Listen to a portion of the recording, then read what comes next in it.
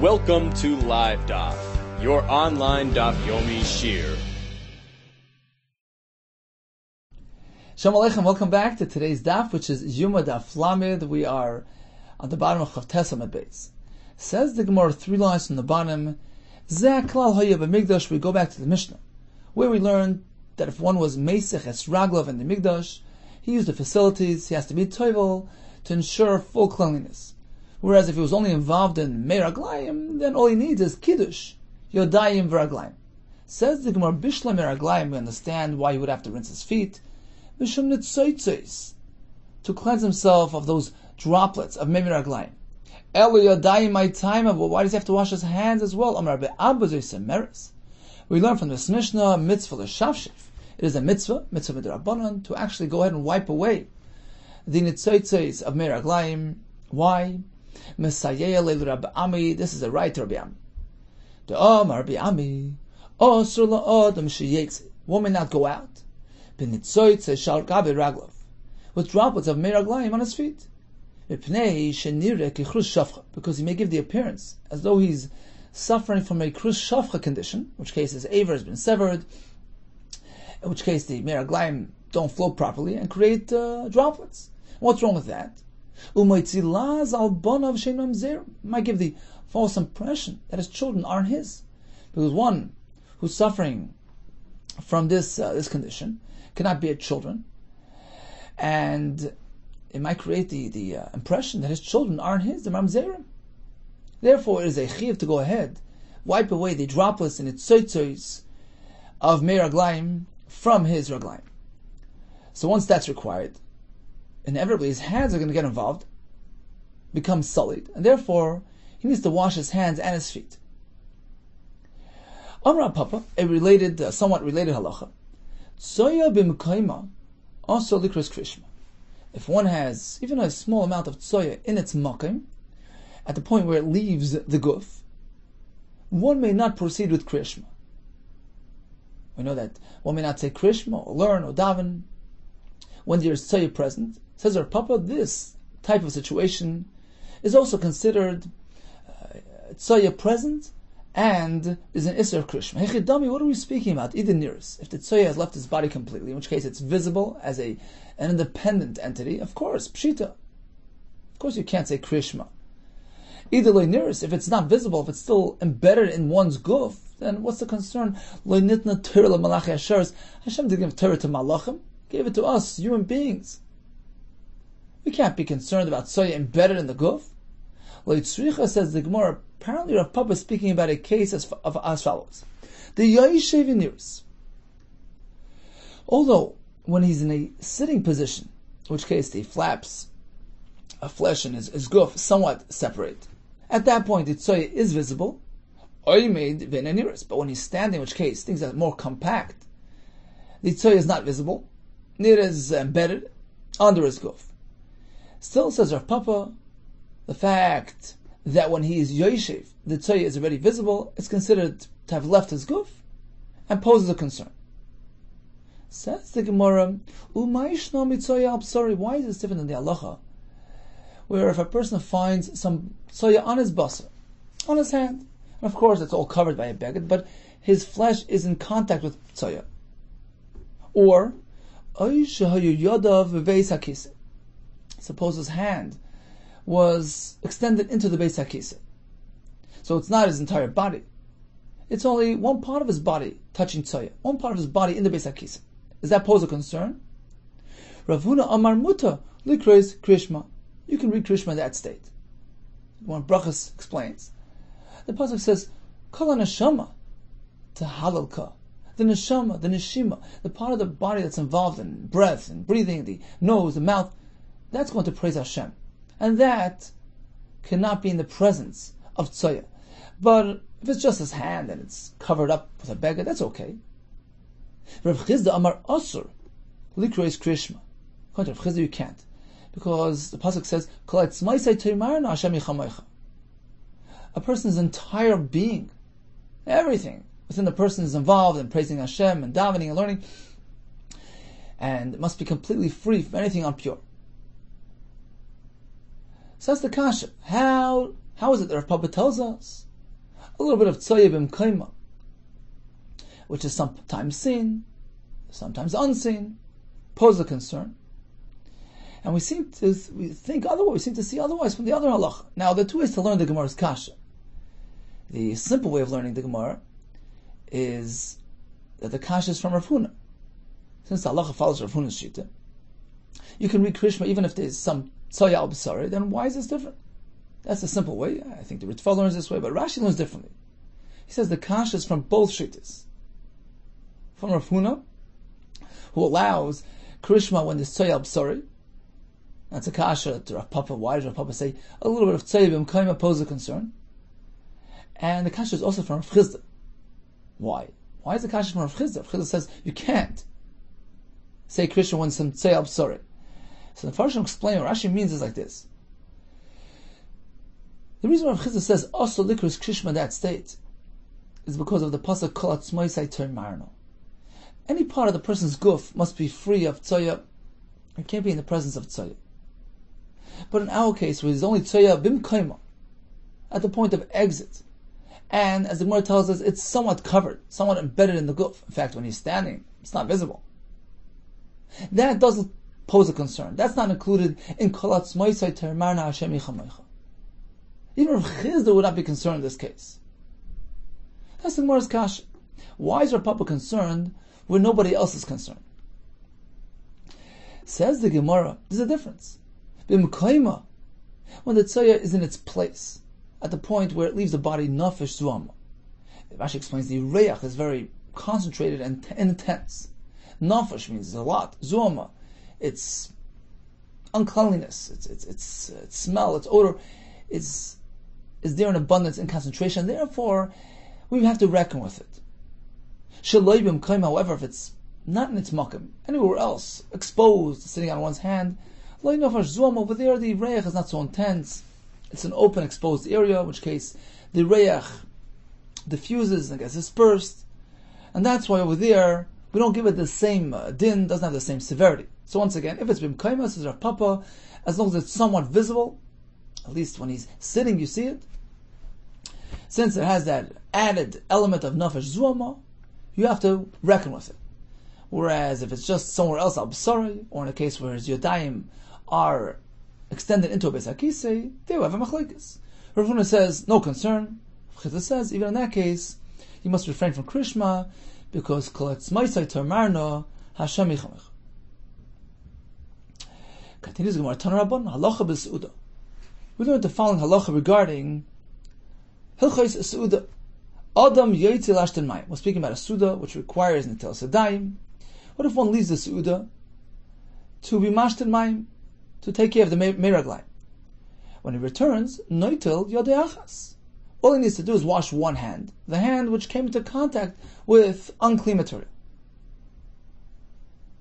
Noitel yodei achas v'nichnas. However, di b'mechaveri v'hiflik. If he went out to have a discussion with his friend and it got drawn out, dragged out for a while, v'hiflik, in that case we're concerned that perhaps he would absentmindedly come into contact with something unclean. Noitel shtayadav, that requires an etilas yadayim on both hands. Noitel shtayadav v'nichnas. Ugshu noitel, now when he's going to wash, lo yitel b'chutz v'yikanis. He shouldn't wash outside and then come in. It might arouse suspicion. The fellow sitting at the meal won't notice him washing his hands and won't realize that he washed his hands. They'll assume that he's just returning without washing his hands. Ella nichnas v'yeshiv b'mkaim. Rather, he should first come in, sit down, and then wash his hands for all to see. V'noito shteyadav. Not only that, umachzir atafiach. He takes the container and sends it around ala orchen to the rest of the guests, offers them water. This way, he makes it pretty obvious that he washed his hands. This whole discussion, don't wash outside, do it in full, plain public view, that's only when he's returning at the point where they're done eating. Rashi says they would finish their meal and they would continue on with a drinking session. So if they're holding at that point, then since the drink is not handled directly, it's through a kli, so one might think, well, he didn't bother washing his hands, just came back to drink without washing his hands. But if he's still coming back to eat, in which case he has to make direct contact with the food, in that case, he can go ahead and wash his hands outside and then come back in. Why? They made the idea, because everybody knows that a person is generally sensitive when it comes to handling food directly with unclean hands, and it's pretty clear that he already washed his hands prior to entry. Now Rashi points out, when we speak about the chiv to wash hands, when he's only returning to drink, the truth is drinking doesn't require until sadayim. But Rashi says, Tzorech litel shema yitain prusel piv. There's always a concern that once he's engaged in drinking, it might actually lead him to eat, and lead him to go back to his meal, yitain prusel piv, in which case he would have to have til sadayim. That's why even shtia requires til sadayim, since it's still within the meal. Amar Menachem bar Yitzchak v'ano. Me, I'm so ultra sensitive. Afilu lishtes nami. Even if I'm just coming back to drink, made the idea. Everybody knows that I'm ultra sensitive, and I would never go back to even the drinking session without washing my hands. And that's why even if I'm only going to come back to drink, I can go ahead and wash outside. It's going to be pretty clear to all that I washed my hands. So conclusion, we learned in the Mishnah that if one is Mesech Raglov, he's Faivel. If he's only involved in Raglayim, which creates Netzoitzos, he has to wash his hands and his feet. And we learned an interesting halacha that there's a mitzvah, a chiv, to go ahead and wipe one's feet to avoid any impression of a kreshafcha, which might lead to a false impression of mamzerim regarding his offspring. And that's the pshat in the Mishnah, why both feet and hands need to be rinsed. We learned about Tzvi Kaimer. Papa tells us if it's visible when he is yeshiv, that poses a concern, and he may not read Krishma in that state. We learned about Tsoya just sitting somewhere else, al basari, or if his hand is in the Beis HaKisi. Rav Huna says no concern. Rav Chizah says his entire body has to be clean. He must free himself of that impurity to allow him to read Krishma. We learned about Ntil Sadayim by Yasuda. If he goes out from maybe Raglayim, all he needs to do is wash that one hand, which became unclean. If he was maflik, took him a very long time, he was having a discussion, and perhaps touched something unclean, then he is chayav to wash both hands.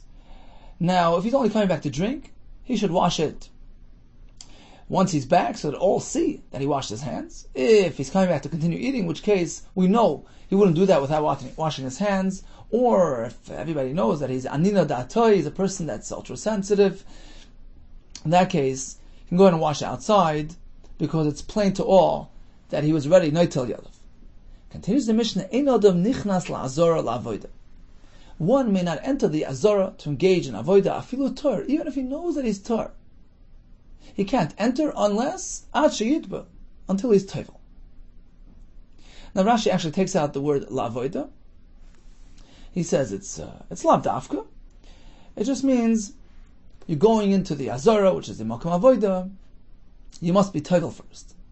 Continues the Mishnah, Chamish tvilis basara kedushin, toivel kohen gadol u'mekadesh babiyim. Getting back to Yom Kippur, kohen gadol would involve himself with 5 tvilis and 10 doses of kiddush yadayim raglayim.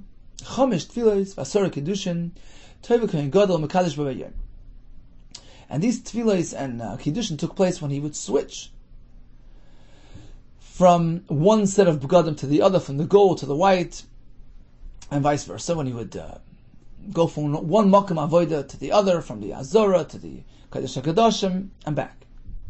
V'kulan b'kodesh. All these tefillos and kiddushin took place in the makom hamikdash. I was going to bring a pasuk that is a mitzvah to do the tefillah. V'rachatz b'makom kodesh. Al beis parva, on the rooftop of the parva room, there was the mikvah, which was in Azora proper.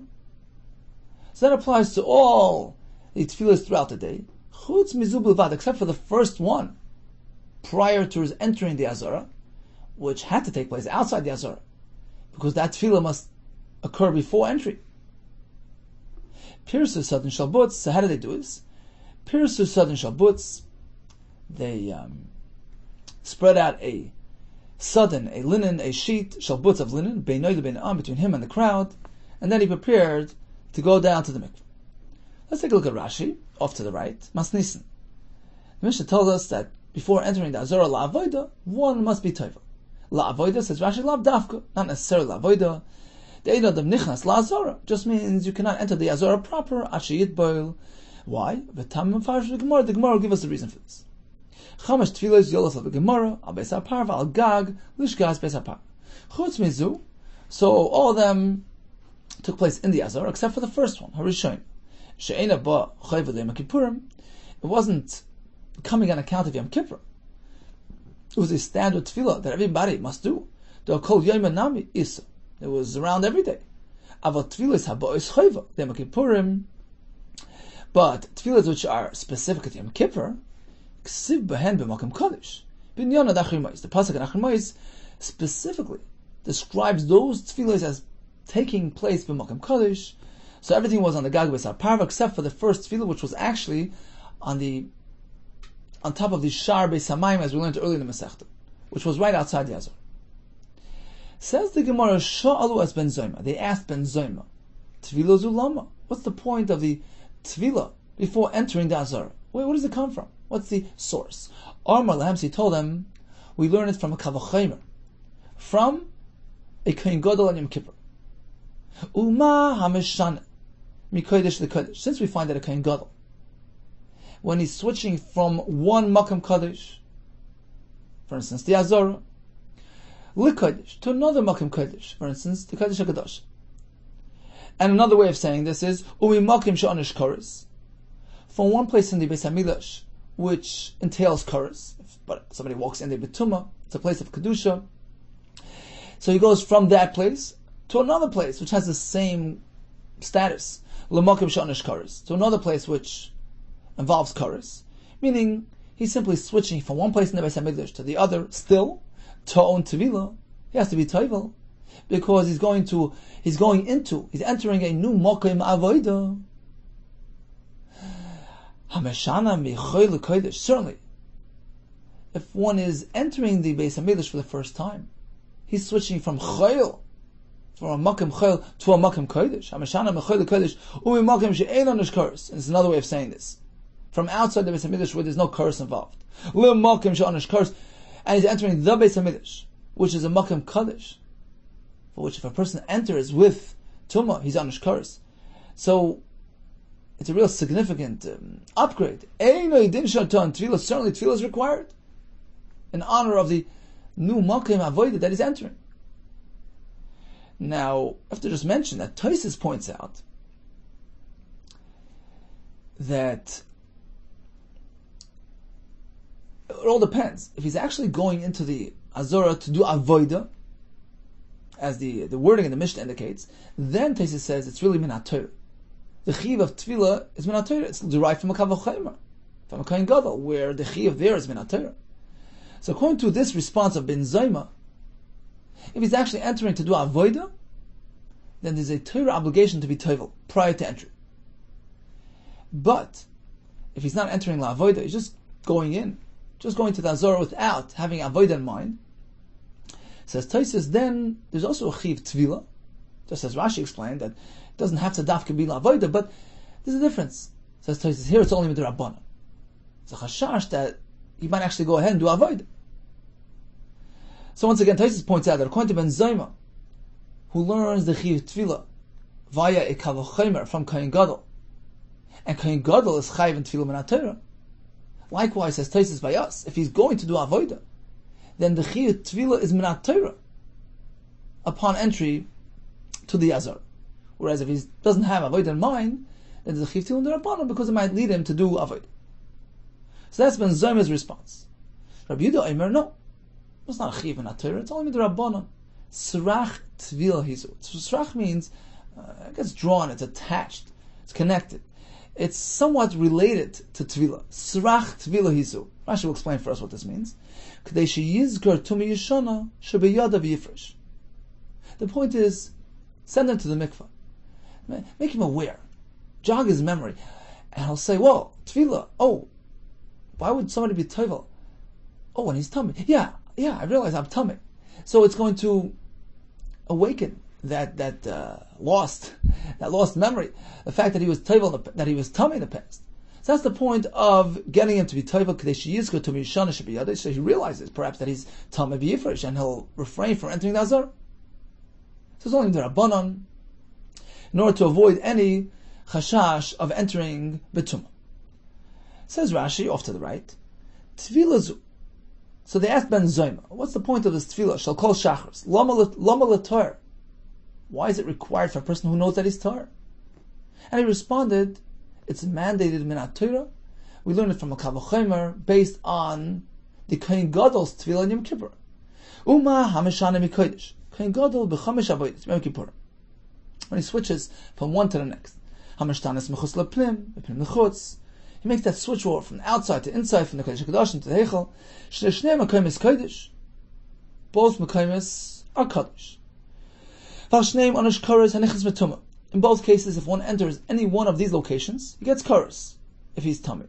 Still in all we see, that any sort of transition from one Makam Avodah to the other is Ton Tvila, Ben Avodah Lavodah. K'diyolf B'Pirkin. Certainly this fellow, V'zeh, Habami Beisai, Lazar is coming from his house to the Azor, Shumechol HaKodesh. Of course, Tefillah is in place and required, min Torah, prior to entering the Makam Avodah. Rabbi Yehuda says no, it's not a chiv min Torah. It's only the Rabbanan, Srach Tumah Hizu, Srach Tefillah Hizu, en kan chiv min Torah. Ela l'srach or l'sarich, v'lisvos b'shem Tefillah. I want to grab onto a Tefillah concept. K'dei la'les alev, to make him mindful. He's going to start thinking. She'en Tefillah el l'tmein. What's Tefillah coming? It's coming to address a tummy. V'lasis a libay, and he'll start thinking. He'll become aware of whether he has a tumah. Imeish tumah alav v'yizkor tumah yishana sheyesh alav. Remember some old forgotten tumah. V'shachacha v'yifresh milav l'azor hayom. At sheyarav shimshoy achar tefillah v'liyavad hayom. Remember that he's tummy from the past. In which case he'll say, "Oh, stop! I have to wait until Herav Shemesh to complete my tahara, and only then enter the Beis Hamikdash." So the question was, why is there a chiv tefillah for any person entering the Azor? Ben Zoma says it's a chiv min Torah, derived from a Kavachomer based on the Kohen Gadol's tefillah in Yom Kippur. Entering a Makam Avodah, and as Tosis points out, l'shem Avodah, is machayev tefillah. Rabbi Yehuda says there's no chiv min Torah. It's only a srach tefillah, somewhat related to a chiv. Just get him involved in tefillah to go ahead and be ma'ir some lost memory of some lost tumah that he perhaps has. But my kamiflagi, what's the practical nafkamina between the shittas? Ba'achuli avodah kamiflagi. The question is whether a kohen who did not do tefillah upon entry and did avodah, is that avodah possible? Does that disqualify the avodah? Be'achuli, is it machal? Be'achuli avodah kamiflagi. Liben zayma machal avodah. According to Ben Zoma, he's machal the avodah because refraining from tefillah makes him apostle. It's a chiv min Torah to do tefillah before the avodah. Rabbi Yehuda loy machal avodah. According to Rabbi Yehuda, it's only Rabbanan. It doesn't affect the avodah. Ulu Ben Zoma mi machal. How could you say that according to Ben Zoma? It disqualifies the avodah b'Tanya. We learned in the Brisa that even the Kohen Gadol who missed the tefillah in Yom Kippur, it doesn't affect his avodah. And you're basing your entire halacha. You're learning from Kavachomer based on Kohen Gadol. Well, if by Kohen Gadol it's not crucial, how can you say it's crucial elsewhere? Vatani Kohen Gadol shalei tava, v'lei kiddush, ben beged lebeged, ben avodah lavodah. When he switches from one beged to the other, from one avodah to the other, if he missed tefillah kiddush yadayim raglayim, avodah is ksheira, his avodah is still fine. So how can you suggest that if an ordinary kohen misses tefillah upon entry to the Azor, his avodah is mechul? You can't say that. And the Brisa continues with one malacha. Echad Kohen Gadol, v'echad Kohen Hedid. You meant to know that whether a Kohen Gadol or Kohen Hedid who misses Kiddush Yadayim Raglayim, that's a different halacha. Shloi Kiddush Yadav Raglav Shachris v'avad Avodasoi v'avad Avodah Avodasoi Psula. That's partial.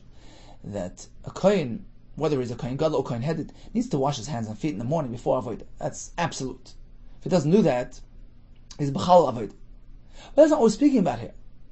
We're speaking about the additional chiyuv of a tefillah prior to entering the Azara, which is learned from a Kohen Gadol with a Kavach Chaimer. Says the more, you cannot say that according to Ben Zayma, if he missed that tefillah, the avodah is mechulo, because even the Kohen Gadol's avodah won't become mechulo if he missed the tefillah or the kiddush time regline between the avodas and between the Gadol.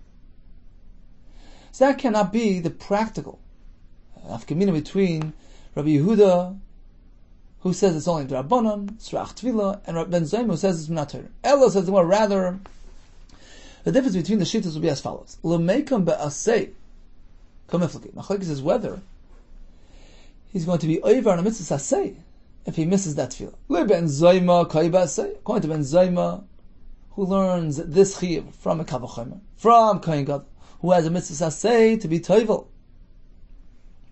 So if one is not toivel, he misses the opportunity, misses the mitzvah asay.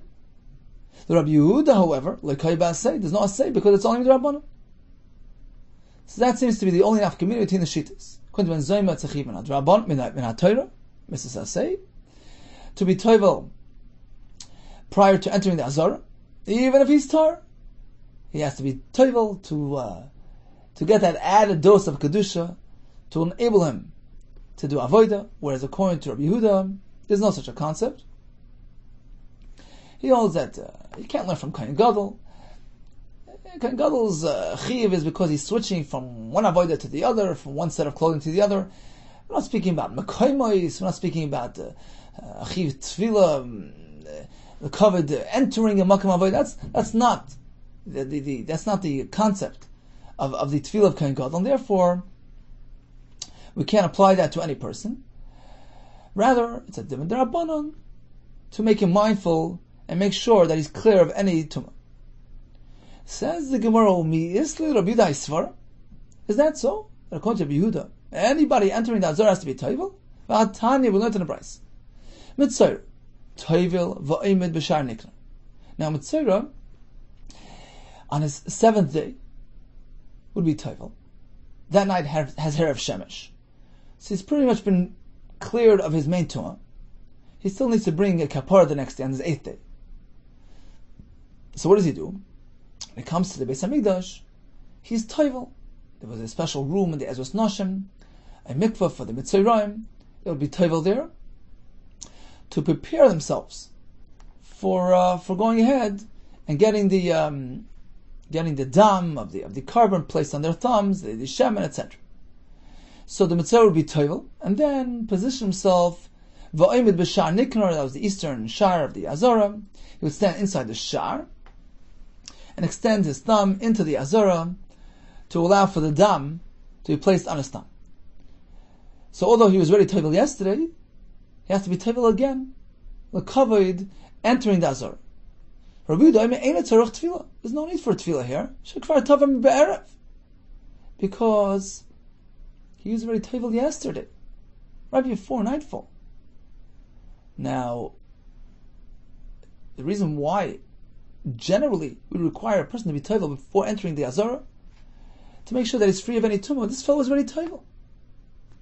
In any case, we see from here that there's no chiyuv a tefillah for a tar upon entry to the Azara. Says the Gemara, what's the connection? Hahu, the basis for that halacha, Kedatani Taima, is as said in the Brisa, Shekvar Tavam Be'erev. The Brisa articulates the reason. The reason why the Mitzvah doesn't need to be toivel again is because he was toivel yesterday. And the whole reason for Tzvila, according to Rabbi Yehuda, to ensure that he's free of any tumah. Well, we know he's free of tumah. Concerned that he might have some tumah yishana there. Well, he was toivel yesterday. We certainly don't have to be chesed that something happened between last night and today. That's a tumah chadasha. A person would be aware of that, be mindful of that. We're concerned about an old, long forgotten tumah. That doesn't apply. He was already toivel yesterday and freed himself of any possible tumahs that he may have had. So what was a kasha? At a kasha, how can you be machayiv a tefillah? We see in a brayso where there's no tefillah by mitzvah. Yeah, because he was toivel yesterday. Says the more you're right. The ka'arila, the Imam who presented this brayso, my ka'arila. Why was he getting involved in this brayso? What was he thinking? The brayso clearly gives a reason, because he was toivel yesterday. That's why you're right. That wasn't really the kasha. Mishum the Kaboyle Mirma, because the Mand Omer presented the Brisa wanted to ask Achriti Ale from another Brisa on this Brisa, a stira between this Brisa, which says that according to Rabbi Yehuda, a Mitzvah does not need to be Tovel because he was Tovel last night. Whereas in a different Brisa we find that even according to Rabbi Yehuda, a Mitzvah has to be Tovel on his 8th day despite the fact that he was Tovel yesterday. The Brisa in Maseches Mita says, Lish Kasam Mitzvah. In the Ezus Nashim, there was a room called Lishkas HaMitzrayim. What was the purpose of that room? Shesham Mitzrayim and Tovel. That's where the Mitzrayim would go to be Tovel. On the 8th day, they would go into the Nashim Tovel, which would enable them to approach the Shar Niknar to get the Dam and the Shem. Tanakama holds a Mitzrayim is Tovel, despite the fact that he was already Tovel yesterday. Rabbi Omer lo Mitzrayim b'vad amru. Why do you speak only about Mitzrayim? Not only Mitzrayim have to be Tovel upon entry, or prior to entering the Azara, Ela Kol Adam, anybody needs to be Tovel before he enters the Ezras Yisrael. When we speak about Azara, by the way, we speak about Ezras Yisrael, past Ezras Nashim. Says Rabbi Yehuda, why is this specific to Mitzrayim? It's a chiyuv for everybody. So this is a plain contradiction. This is a clear-cut stira. In the first Brisa, Rabbi Yehuda says, a Mitzrayim? He was Tovel yesterday. He doesn't have to Tovel again. Brisa number 2, Rabbi Yehuda says, well, not only Mitzrayim, everybody needs to be Tovel. Which sounds like a Mitzrayim also has to be Tovel. So that's the kash. So that's the Malay kash. The answer is like this. Ha de Tovel. In Brisa number 1, it was speaking that the Mitzrayim was Tovel yesterday. He freed himself of any possible tumas. There's no need to be Tovel again, according to Rabbi Yehuda. Ha de Tovel. Brisa number 2 is speaking that he wasn't Tovel yesterday. Therefore, he has to be Tovel again today. Idle Tovel. If he wasn't Tovel yesterday, Herav Shemesh Boy, what's he doing here? There's no use of him being in the Beis Hamikdash. He can't get the dam on the Bohinais. He has to wait for Herav Shemesh until the day is over, and then come back tomorrow for more. So what's he doing there? Says the Gemara, the Tovel. Apparently, both Brisa are speaking that the Mitzvah was Tovel yesterday, and therefore, in Brisa number 1, Rabbi says, he doesn't have to be Tovel again. The whole point of Tefillah is to ensure that he's free of Tumah. He Tovel yesterday. And Brisa number 2 as well is speaking that he was Tovel. So why does he have to be Tovel again? Ha da'asach daite. Brisa number 2 is speaking, he diverted his mind from Tahara. He wasn't paying attention to what's going on. In which case we're concerned that perhaps in the interim he became Tumah. And therefore he has to be Tovel again today. Ha da'asach daite. Brisa number 1 is speaking that he was fully mindful. He wasn't Mesiach Das from his Tahara state. In which case he protected himself from any sort of tumah. There's no need to be Tovel again. If in Brisa 2 was speaking that he was Mesiach Das, that generates a tumah concern, then Tefillah is not enough. Hazas Shlishi Ushvi boy. You have to treat him like a person who's a Tmei mace. Maybe he touched a mace in his lack of mindfulness. So we have to go get the Paraduma, get the Azah on the 3rd and 7th day. Damar b'distoy bar matan. Amar b'yechon. If one is Mesiach Das from his spiritual state, from his Tahara state, he's not paying attention to what he's touching, with what he's interacting, then we have to fear for the worst. We have to treat him like a Tmei Mace. Tefillah is not enough. Apparently both Brisa are speaking that he was Tovel yesterday, and he stayed focused. He wasn't Mesiach Das. Well, the answer is, Ha de Tovel al Das bias Mikdash. And the first Brisa was speaking that when the Mitzvah was Tovel on the 7th day, yesterday, during his Tefillah, he had Kavanah. He was mindful of the fact that tomorrow he's entering the Beis Hamikdash. It was done with that in mind, Lishma. In which case, it enables him to enter the Azara tomorrow. There's no need to be Tovel again. Ha de loy Tovel al Das bias Mikdash. Whereas in the second Brisa was speaking that he was Tovel. Yeah. But he didn't have it in mind. He wasn't thinking that he's going to be entering the Beis Hamikdash tomorrow. It wasn't on his mind. And as Rechanano brings the Gemara in Chagiga, we know that one has to have that kavanah. So although he's Tovel, but if it's not on his mind, if he's not preparing himself for that higher level of Kedusha, then he has to be Tovel again, to give him the higher level of Kedusha. So that's the teretz to answer this theory. we had Brisa number 1, where the Rebbe says that a Mitzvah doesn't have to be Taivel again on the 8th day, since he was already Taivel on the 7th. Because the whole reason for Chiv Tefillah prior to entering the Azara is because of Srach Tumah. We're concerned, Tvach Tefillah, we're concerned about some old forgotten Tumah. Well, if he was Taivel yesterday, he no longer has old forgotten Tumahs. And we're speaking that during that Tefillah, he was thinking to himself, he was mindful of the fact that this Tefillah is preparing him for entry into Beis HaMikdash tomorrow. And therefore he gets that added Kedusha. Doesn't have to do it again. Whereas in Brisa number 2 was speaking that although he was Taivel yesterday, but he didn't have it in mind. He wasn't thinking that this is going to enable me for Bias Mikdash. So he doesn't acquire that added Kedusha. He has to do it all over again. Another pshat to answer the stira between the Brises. Tani relearn the second Brisa. Reworded as follows. Brisa says, Lishkas HaMetzorayin was where the Metzorayin would be Taivel on their 8th day. Rabbi Yehuda responds by saying like this: Loi Metzorayin Amru Ela Kol Adam. No, Metzorayin don't have to be Taivel, since they already had Tefillah yesterday. They no longer have Tuma Yishana Ela Kol Adam. Rather, an ordinary person, he certainly has to be Taivel to ensure that he's free of any Tuma. So this provides another answer to this deal. Certainly, Rabbi Yehuda holds that Mitzvah does not need to be Taivel once he was Taivel on the 7th day. He no longer has any Tumah. As Rabbi Yehuda stated in Brisa number 1. In the second Brisa, Rabbi Yehuda is saying the same thing. Lishkas HaMetzorayim was where the Mitzrayim would be Taivel. I don't agree with that. They don't need to be Taivel once they were Taivel yesterday. Kol Adam, yeah, everybody else has to be Taivel, but not the Mitzrayim. Ravina proposes a third terrorist to the Kash. Again, in Brisa number 1, Ravina said, Mitzrayim, once he was Taivel yesterday, there's no need for him to be Taivel again the next day. But in Brisa number 2, he seems to say otherwise. Lishkas HaMetzorayim was where the Mitzrayim would be Taivel. Ravina says, not only Mitzrayim, everybody else as well. The Kasha was, Mitzrayim doesn't need to be Taivel again. Ravina Amar, Rabbi Yehuda l'devrem d'Rabbanan kamarlo. He wasn't presenting his position. He himself holds the whole point of Tefillah before entering the Azara is to ensure that there's no old tumas. Doesn't apply to Mitzrayim, who was just Taivel yesterday. Rather, Rabbi Yehuda was simply referring to their position. He's making reference to the Rabbanan's shita. L'devrem d'Rabbanan kamarlo. L'didi, according to me, Mitzrayim ain't tzarech Tefillah. Mitzrayim doesn't need to be Taivel again. Because why does a person need to be Taivel to begin with, before entering the Azara? Just simply to ensure that he's not Tamei. Well, Mitzrayim doesn't have that concern.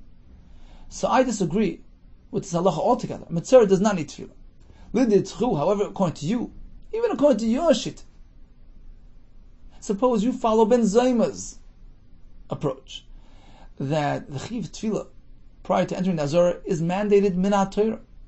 It's based on a Kal V'Chomer, learned from Kohen Gadol. Therefore, you hold whether or not he was Taivel yesterday is irrelevant. Today's a brand new day. You have to be Taivel today to allow you entry to the Azara today. Even according to your shit, if you adopted the other approach, as far as the time for the Tefillah, Oiduli, agree to me. Easy mias, it's just a term, an expression. Agree to me at least. The loy Mitzrayim bavad amru. Ela kol adam. That this halacha isn't specific to Mitzrayim. It applies to anybody. Anybody upon entry has to be Taivel. So why does the Brisa say the Lishkas HaMetzorayim? That's where the Mitzrayim would be Taivel to prepare themselves for entry into the Azara. It applies to anybody. So I disagree entirely. I hold that a Mitzrayim never needs Tefillah once he was Taivel yesterday. But even according to your shit, he's relating to their opinion. Even according to their shit, that perhaps is a chiv tefillah based on the Ben Zayma's time. It's an absolute chiv for anybody to be Taivel, which gives him, which grants him, which helps him acquire a higher level of kedusha, as learned from the Kohen Gadol Yom Kippur. Fine, say that's the pshat, but that applies to anybody equally, Mitzvah as well as anybody else. V'Rabbanan.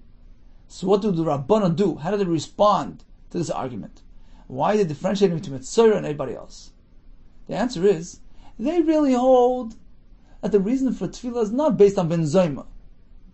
It's not a chiv min Torah, learned from Kohen Gadol. No! It's a very simple, elementary concern. We're concerned about some old tumah being stuck there without him knowing it. Like Rabbi Yehuda, it's a chiv min Rabbanan. Question was, if that's the concern, then a mitzvah who was ready to table yesterday poses no concern. This chashash doesn't apply to mitzvah. So why was there such a thing as lishkas mitzvahim, where the mitzvahim would be table? V'Rabbanan, what do they say? Mitzvah dayish betum. Mitzvah is different than your average person because he was accustomed. Dayish is a disha, threshing. He was immersed in tumah throughout that mitzvah period. So he wasn't really paying attention to his tumah state. And perhaps he touched the mace. But Tzara dayish betumah. Called adam le dayish betumah, as opposed to other people who are not hurgal, not used to being tamid.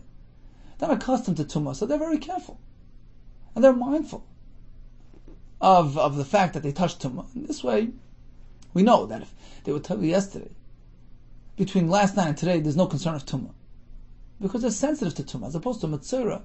Since he's been tummy for a long time, he sort of lost touch, he lost that sensitivity. And it could very well be that even after he became Torah last night, he again came into contact with tumah, unbeknownst to him, he wasn't paying attention. And therefore, in this case, say the Rabbanan, even for a tumah chadasha, for a recent tumah that may have occurred between last night and this morning. Let's go over to Rashi on the left side. Dayish betumah, oisa tumah hurgad akshav, liga betumah, leficha hu bechashash tumais, shema achat tefillah naga.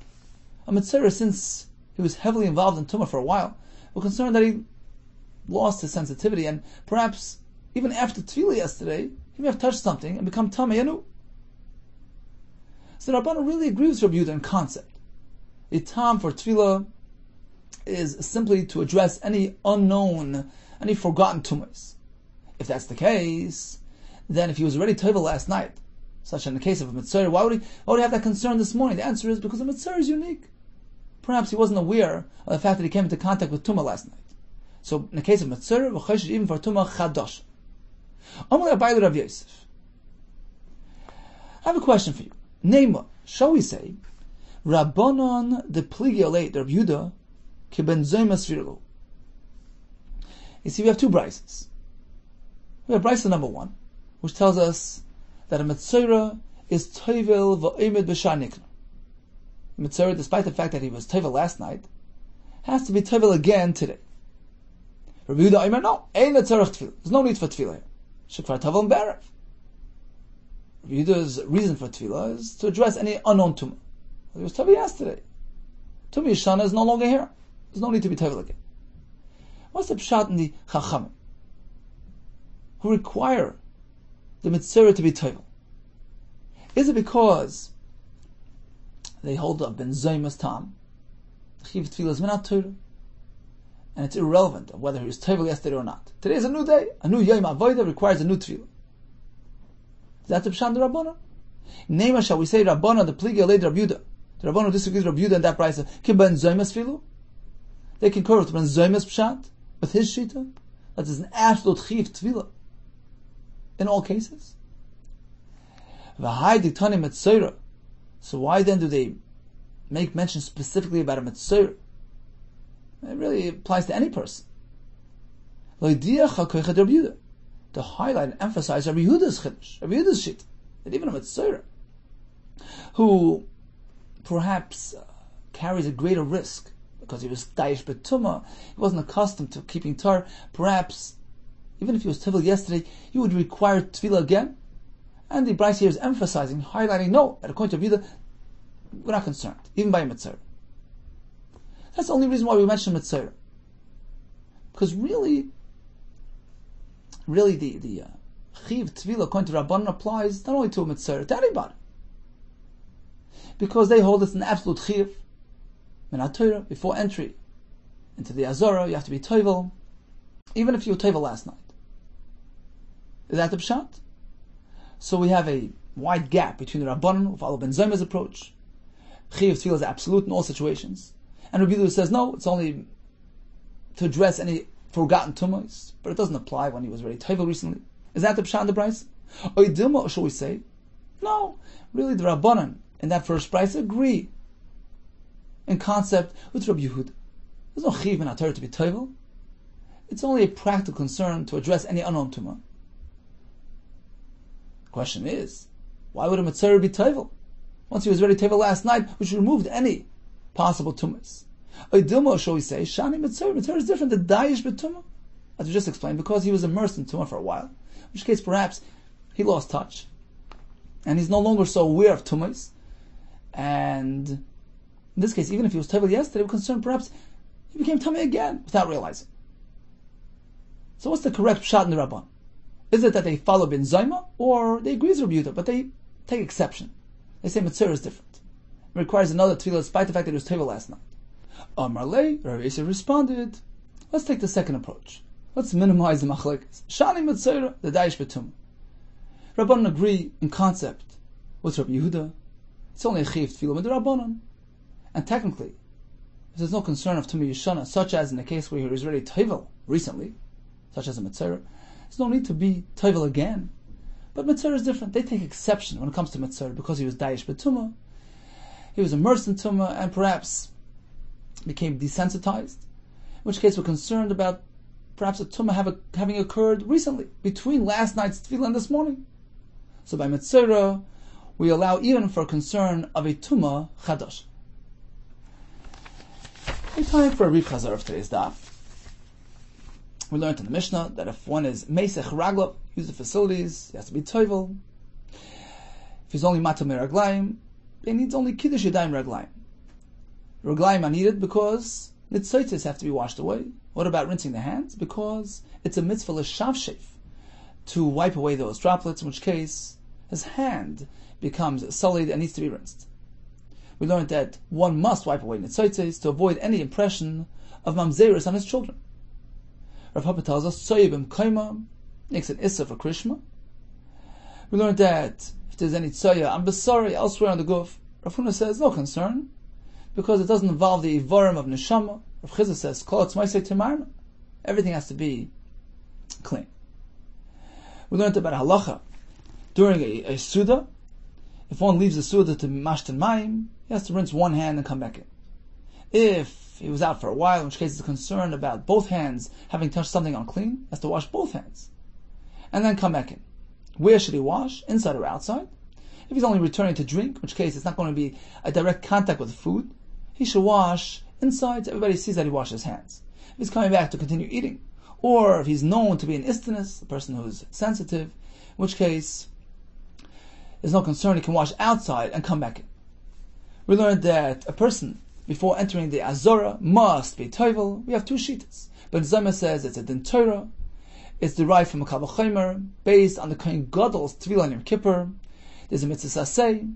A reader says, there's no Mitzvah Saseh. It's only the Rabbanon.